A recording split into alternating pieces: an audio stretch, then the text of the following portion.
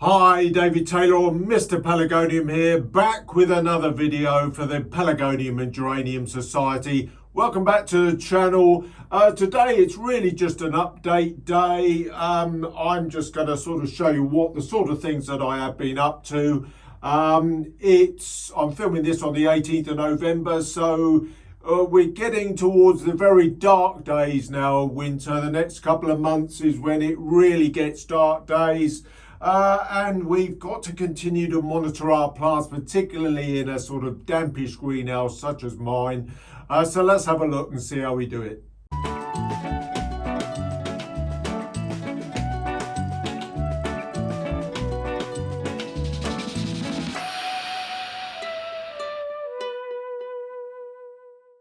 Hi there, well, welcome back to the channel. It's good to see you again. I'm not doing a great deal of videos because at this time of year there's not a monumental amount going on. It's just the continual monitoring of your plants to ensure that you're getting rid of dying blooms, damping off leaves, and just general monitoring of your plants to make sure that you don't get this rotting back into the stems that can happen if you leave rotting leaves and blooms on your plants. So you really do need to keep your eye out with that, as I've mentioned in a number of the previous videos. So I don't want to keep repeating myself. It's just a monitoring exercise. There are a few little things that I have been doing which I'll run through with you now, what I have been up to. Now, November itself, we're into November. I'm filming this on the 18th, I think it is today, 18th of November. November is always a tricky month in the UK, in the Northern Hemisphere. It's quite damp, although realistically it has been relatively dry, certainly in the southern half of the UK. And although it's really, we do get condensation, obviously, because in a glass house such as this, all the plants are sort of slowly respiring and they're producing, obviously moisture. I've got watering cans and things like that about the place, which are obviously producing additional moisture. And the nights, they're coolish, but they're not very cold. We've not had monumental frosts in the southern half of the UK yet. We've had one or two, but nothing too hard. So plants have continued to grow. It's stayed relatively light, it's stayed relatively bright. My glass house now, though, from this point is getting very little direct sunlight on it. Gets a little bit in the middle of the day and a little bit late at night, and that's about late in the afternoon, and that's about it. Gets very little now, as everybody knows. My glass house is stuck between two sort of relatively large garages. So this time of year it is pretty much shaded, but the light is pretty good from the top. And as I said, the light levels in November have been relatively good in this southern half of England where I live here. So, the plants have continued to grow, and it has made watering difficult, as I said in my previous video. One or two plants are still needing watering twice a week, but I'm really easing it down now. When I do water, it's just a few millimeters in the bottom of the saucer, and that's it. Nothing more. I'm really starting to slow down the watering now. Now, the only minor problem with keeping your plants very much on the dry side, as I do, is that it does sort of create a few yellowing leaves. And these, I go round every couple of days. I'm just sort of homing on this one. I mean, we can see here, this is one of my sort of exhibition plants. Now, the light levels have sort of made the blooms continue to come. They're pretty weak now at this time of year. But these yellowing leaves are purely because this plant is bone dry. But you can see the roots are really going mad here. Hopefully you can see that. They really grown out, but this is really bone dry and this needs a water. I will water this now. But you can see it does create a few yellowing leaves because the plant really wants to concentrate its growth now at the tips. So when a plant is dry, typically all year round this will happen. It will concentrate on growing at the tips, and the lower leaves on a stem, such as in here, it will take the energy away from. So hence we get the yellowing leaves. But these can easily be taken off.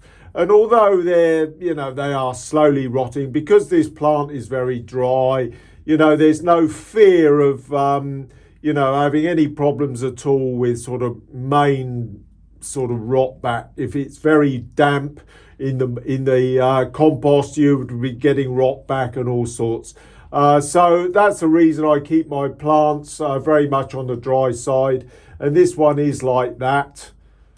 I'll just take a couple more off there. You can see, and I'll give this plant a water. But as I said, it's only going to get a couple of millimeters in the base of the saucer. Other than that, I don't think it's too bad.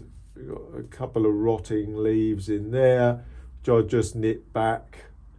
So it's the monitoring of your leaves. It's an important job to do, and it needs to be maintained. Don't forget as well to take the dead and dying stipules off. The stipules are sort of little dividers between each of the nodes. You need to take those off because they will just rot back. But there we are, and I'm going to put nothing more than about 3 or 4 millimeters in the base of there, and just sit that on there, and that can take that up, and that's no problem at all. Now, something else that I have been doing, now interestingly, I wasn't actually going to mention this, but I actually did film this video yesterday, but I had a technical hitch with my camera, filmed it in completely the wrong resolution. It was in slow-mo mode, actually, at a very low resolution, which was useless. And I did actually cut back this standard here in the refilming, the first version of this filming that I did yesterday. And I just cut it back. Plants that are very dry, you can continue to cut back, providing they're dry, providing it's airy, so you can get your glass house open to get lots of air around the stems that you cut back. You can continue to do that. One, if I just move this out of the way, this big one that I had here, I cut back last week, and I did a video about that. It's possible it may be used for show next year. I really don't know, but it was getting so big. There was a lot of rotting leaves in the middle of it. So I made the decision to give it a cut back. It was bone dry at the root, which is vital at this time of year. And in between the cuts, I actually used yellow sulfur just to dab over the wounds. Very important again at this time of year. But also I did it early in the morning, then opened up the greenhouse, lots of air getting around to enable the healing of these stems. But I'll run that video now. So this is quite late. I mean, it's the middle of November. I'm cutting this back very, very late actually. But it's very debatable whether this would ever make show. I think one of the problems with it is that it's very big. So whether this is ever going to make show, I've got no idea. But I've got a few yellowing leaves down in amongst it, primarily because I've let this really dry out. So let's just make a start. This is one of the problems when plants get very dense, as I've spoken about in the past.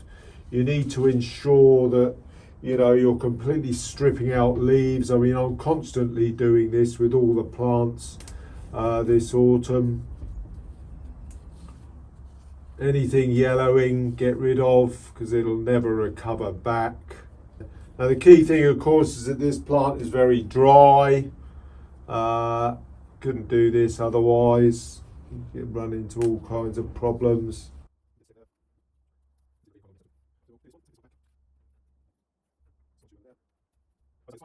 I say the slight disappointment with this plant is it has got a reverted stem, but I'm not overly concerned by that as long as I get a good plant from it.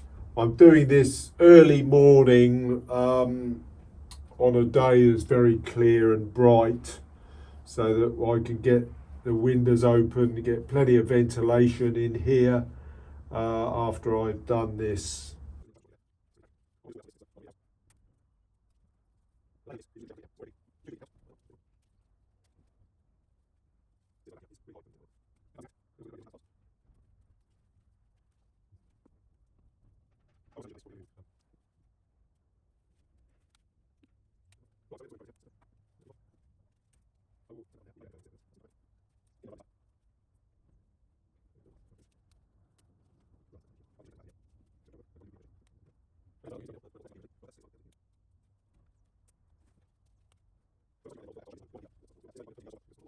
You can do this in a sort of multi-phase methodology where you just lightly cut it and then balance off all your stopping once you've opened it up, and you can just sort of begin to see the structure of what you've got left, and then you can make decisions then about any further adjustments that you need to make.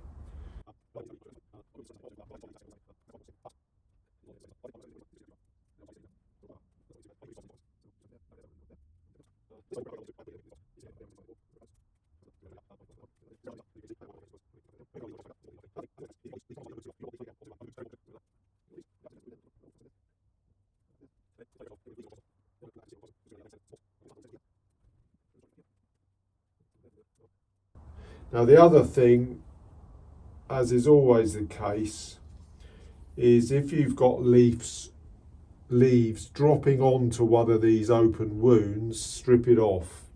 You do not want leaves flailing down onto open wounds. That's very important, actually. So remember that.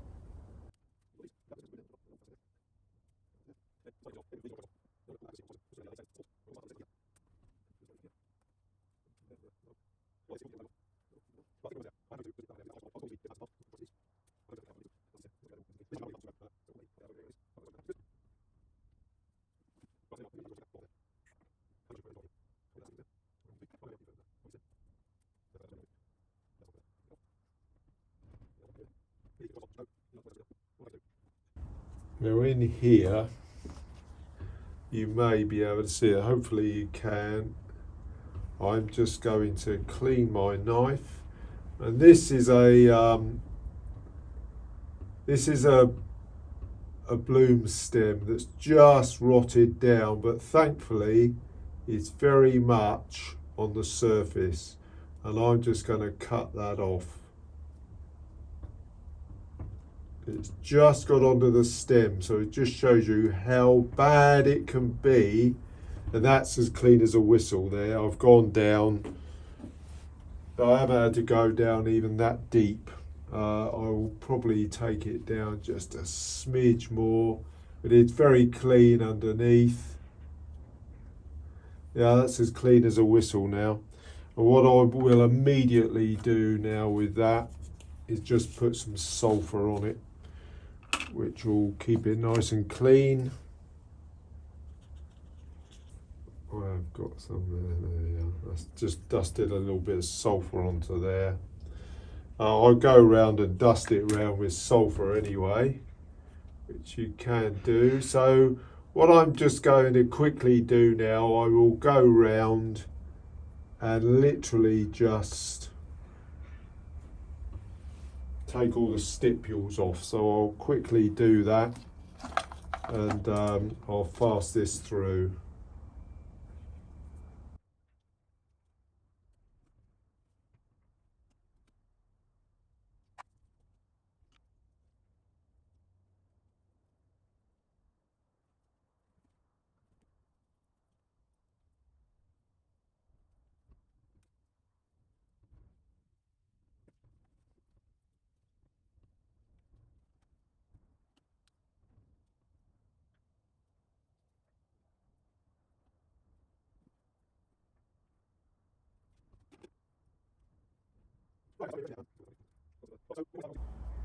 Right, so we're more or less done. I've got all the stipules off. I mean, this is such a large plant, the stipules are huge, so I've been able to do it by hand more often than not.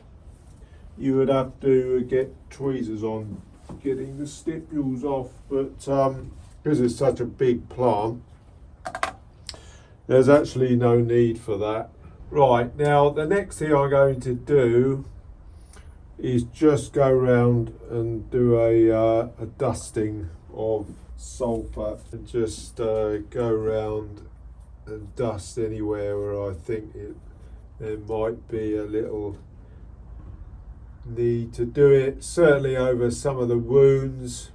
Because I am so late, you know, I'm just going to dust over anything that might look a little bit iffy.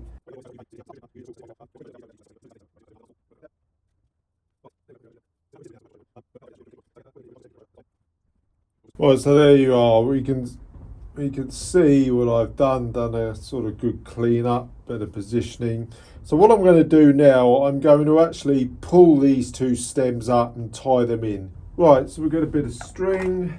So we've got the main stem there, and I can just tie that there to begin to pull that up, so that all this growth begins to pull up towards the middle, which is what you're constantly wanting to do.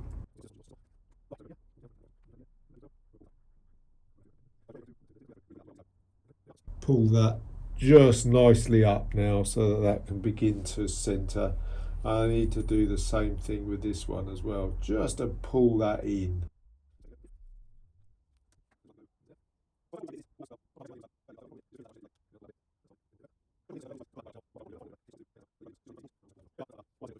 This final assessing of your shape once you've sort of more or less got to the base of where the back end of this cut back. So it reveals the shape now that we've done a little bit of tying in, a little bit of tidying up,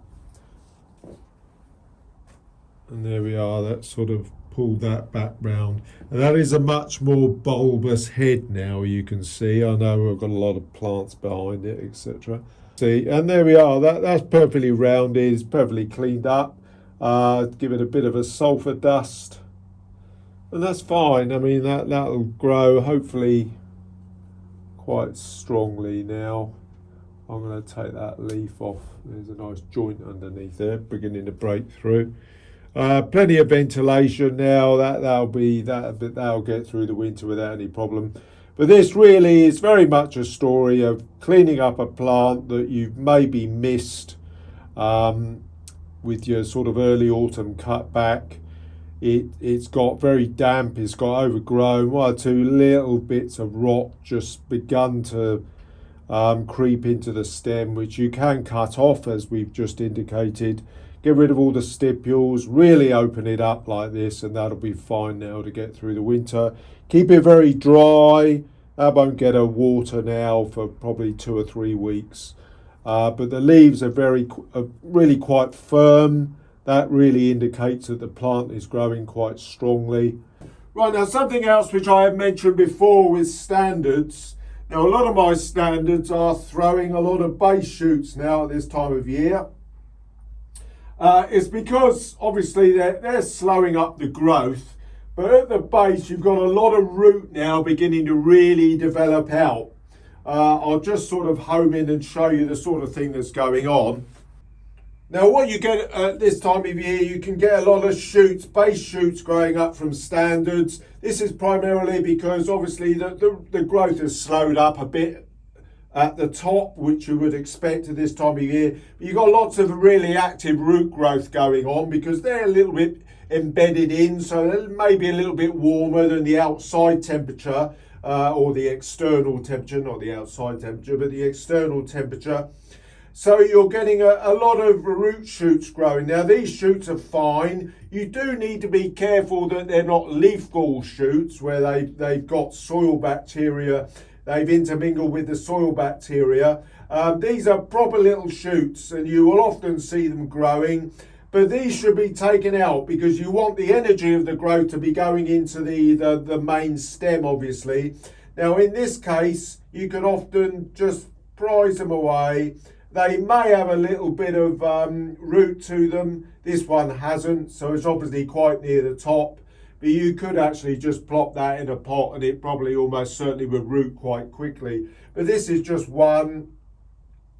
It's a perfect form. There's no leaf gall or anything like that. That's fine. I mean, I won't probably bother because I've got a couple of this particular variety. It's just this, in terms of fact, it's just one. It's just one of the seedlings of the PAGS chairman Steve Pollard that I'm cultivating on. But that's the sort of thing you can do. But yeah, I would go about pulling them out. Sometimes you'll pull them and they will have a root attached and you can pot them up. Providing they're not leaf gall, you can usually tell the difference because they're very deformed and shriveled up and tight when they have got the leaf gall. Dispose of them, and realistically you should also really be disposing of the plant. But when they're fine and perfect and a perfect little leaf form, you can repot them because they're nothing but a root shoot really, so they'll be fine. But I've been doing that. A lot of my standards have been producing those, and so I've been getting rid of them. Right, so I'll just plop that back over there. Now, other things that I have been doing, plants that you brought in from outside, you will find perhaps one or two harbingers on there. Caterpillars. I saw one or two leaf cutouts beginning to form on one or two of my plants, and I've had a really good look round some of them to get the caterpillars off. I just chuck them out. I let the birds help themselves to them. But yeah, one or two of them, fairly common. There's nothing you can do. Obviously, when I bought them in, although I give the plants a good look over, there were one or two eggs or obviously very young caterpillars on there that sort of got away with being on the plants, but have grown on and have really begin to sort of get around the plant. You can see the cutouts, and I think I've almost certainly got rid of any harbingers that came in over the sort of late summer period. So that's something else that you can keep your eye out on. So that's just about it. I am going to go round. I need to do a fair bit of watering. A lot of these plants are quite dry now, but I'm really trying to move back to only watering once a week. So I would certainly if your glass house is very well shaded, get the number of waterings down now to really begin to quieten the plants down. I know it's not been easy. The weather has been very unusually mild in the UK in particular, but sooner or later it will really begin to cool down. I think next week is meant to be cooling down specifically. So I'll be back probably with another video in December. Now, the one thing, of course, that is going on is that my regals are getting very big. And of course, I will usually stop mine really early for the shows in the sort of latter part of December, very early January. That's the way I do it. I think primarily it's because my glasshouse is very shaded, particularly in the winter. So I go for a very early stop with my regals. Never affects my zonals. They're relatively normal timing for stopping. So we'll be perhaps having a look at that in the latter part of December, but I'll certainly do another video in, say, early to mid-December when we're in our darkest days here in the Northern Hemisphere. So I'll see you again soon. In the meantime, if you're not a subscriber, perhaps think about clicking the subscribe button, and I'll see you again soon in a few weeks' time. Goodbye for now.